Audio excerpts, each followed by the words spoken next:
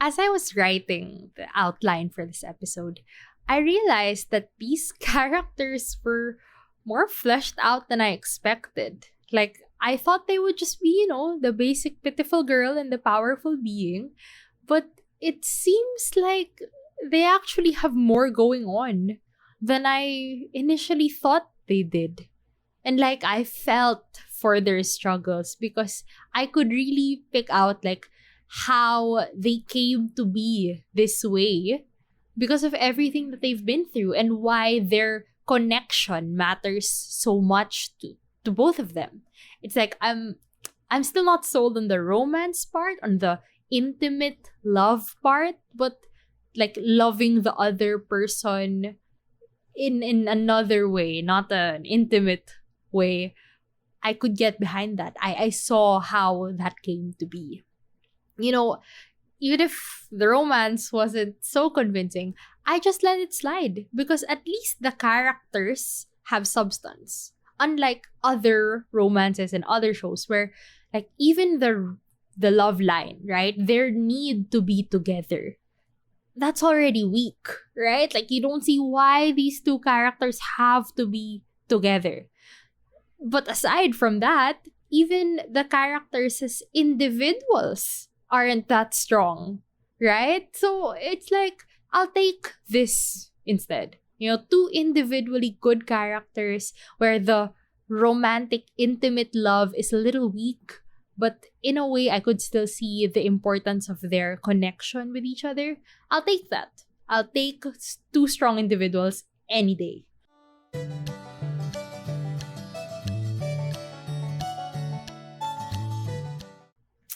Another thing I noticed about this show is that it's one of those K-dramas that are full of lines, quote unquote. So if you didn't know, I didn't like Run On, the 2020 show, with Im Shi-wan and Shin Se-kyung, whose writer, as I mentioned, was an assistant writer of Kim Un-suk. I didn't like that show because it had so many quote-unquote lines and supposedly iconic moments. And when I say iconic moments and iconic lines, I really refer to like the moment or the lines and shots that are good to screenshot and then share on Twitter and say, felt, same, mood, I love this so much. Like, when it looks good on Twitter and it has the possibility to go viral, you know what I'm talking about. It's that kind of iconic. You know what I mean? I think they got that from Goblin. Because, yeah, we all know Goblin is that show with, I can't say any of the lines. But you know what I'm talking about. There are a lot of iconic moments in Goblin. A lot of shows try that nowadays. They try to be iconic. Sorry for the overused word. Iconic and memorable through pretty lines and dialogue. Unfortunately, they didn't understand that Goblin didn't succeed because it tried to be iconic. Because it tried to be beautiful for the sake of being beautiful. That was just like the cherry on top. Really, what made this show succeed was the substance it had behind all of the externally beautiful things. Like, it still had characters and relationships that you rooted for, that actually went through a lot of things and understandably are the way that they are. It was more than the tropes and the lines and the prettiness.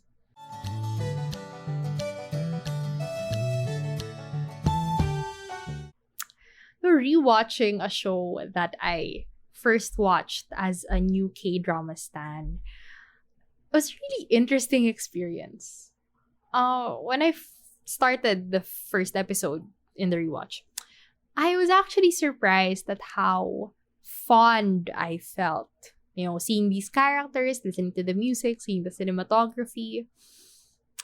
I think what made me like this show after the Rewatch, instead of being like, no, I don't like things that are popular, I am cool and all that, like, I wasn't like that this time. I just like, you know what, I like it. I will admit that I didn't know much when I first watched it and I can change my opinion.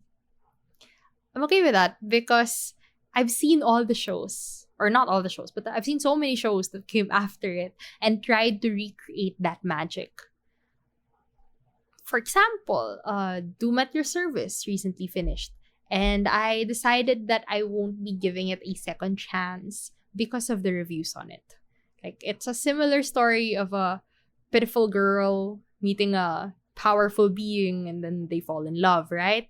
Even has like the nice cinematography, the music, the lines, care of Kim Un-suk's assistant writer, once again, another one of them.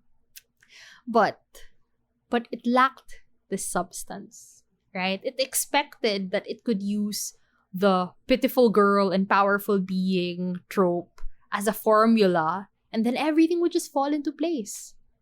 But this show is not a formula. It's not a recipe for success. It's so tropey. It even used, the big age gap trope where someone is like, the girl is really young and helpless and the guy is old and powerful. And a lot of people didn't like that. They were very uncomfortable with it. Same.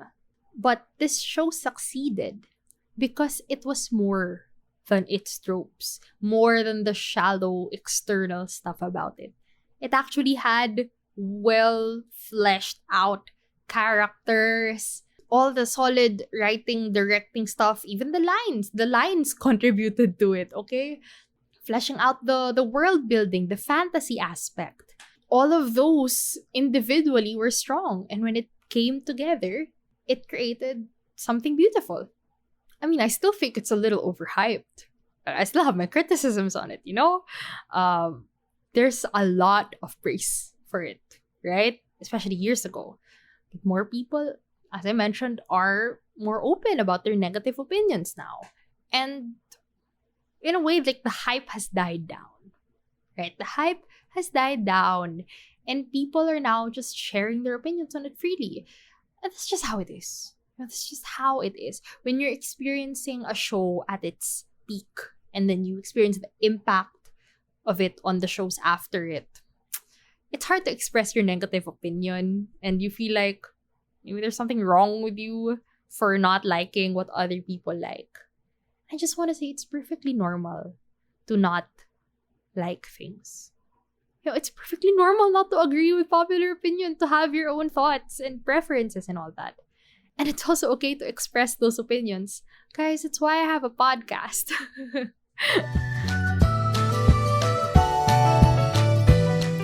Thanks for tuning in.